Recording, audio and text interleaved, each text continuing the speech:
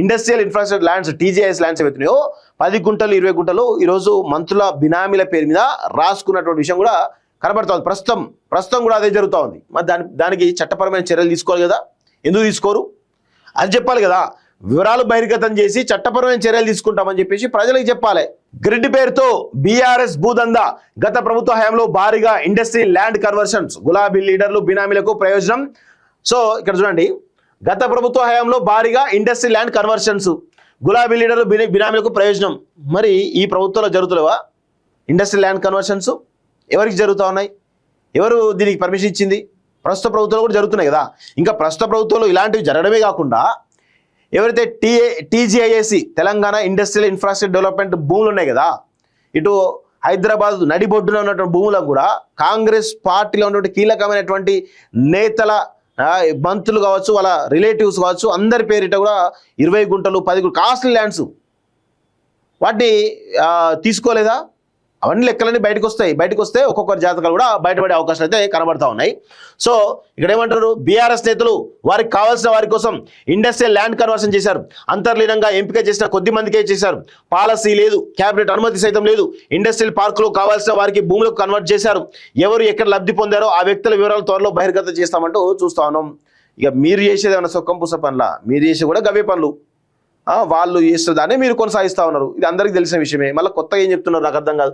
Plan ప్రకారమే పెద్ద ఎత్తున ఒప్పందాలు, హైరేజ్ బిల్డింగ్స్ అనుమతులు. బాలాజీనగర్లో ఓ మాజీ ఎమ్మెల్యేకు 8 ఎకరాలు కన్వర్ట్ చేశారట.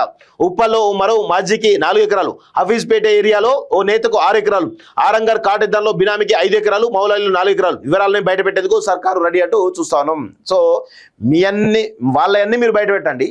మీ అన్ని త్వరలో ప్రజలు అందరూ కూడా బయట పెడతారు. అప్పుడు ఇద్దరు దొంగలు అనే విషయం ఇక గజ దొంగ పోయి జేబు దొంగ వచ్చినట్టు ఉంది కథ. అంతే, దొంగలే.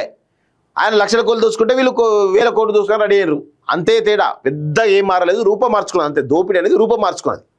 గతంలో సెంట్రలైజ్ దోపిడీ ఉండే, ఇప్పుడు డీసెంట్రలైజ్ దోపిడీ అయిపోయింది. అంతే తేడా, వేరే ఏమీ లేదు. ఇక్కడ పాలనలో మార్పు అనేదే లేదు.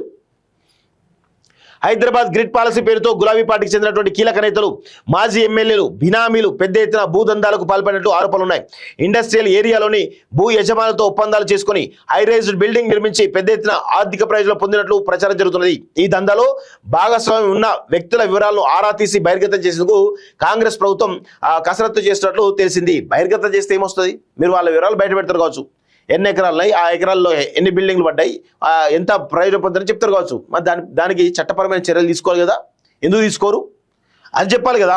వివరాలు బహిర్గతం చేసి చట్టపరమైన చర్యలు తీసుకుంటామని చెప్పేసి ప్రజలకు చెప్పాలి, తీసుకోవాలి చర్యలు.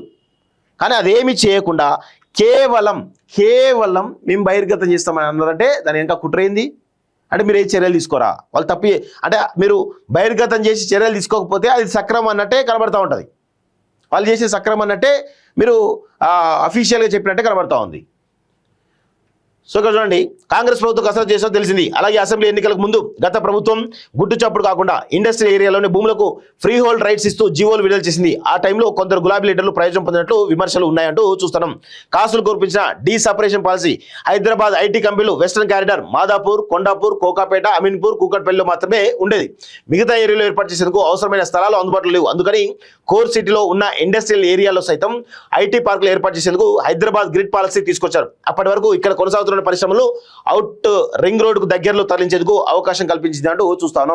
సో ఇక్కడ ఇదే కొండాపూర్లో, ఇదే మాదాపూర్లో, ఇదే హైటెక్ సిటీలో, ఇదే అమీన్పూర్లో ఇట్లాంటి ఏరియాలలో industrial infrastructure lands TGIS lands ఏవైతున్నాయో 10 గుంటలు 20 గుంటలు ఈరోజు మంత్రుల బినామీల పేరు మీద రాసుకున్నటువంటి విషయం కూడా కనబడుతోంది. ప్రస్తుతం కూడా అదే జరుగుతూ ఉంది. సో ఇట్లా చాలా రకాల అంశాలు. సో బీఆర్ఎస్ భూదందా ఇక వాళ్ళ భూదందా మామూలు భూదందా కాదు. అది అందరికీ తెలిసిన విషయమే. మీరు కూడా వాళ్ళలానే కొనసాగుతున్నట్టు కనబడతా ఉంది.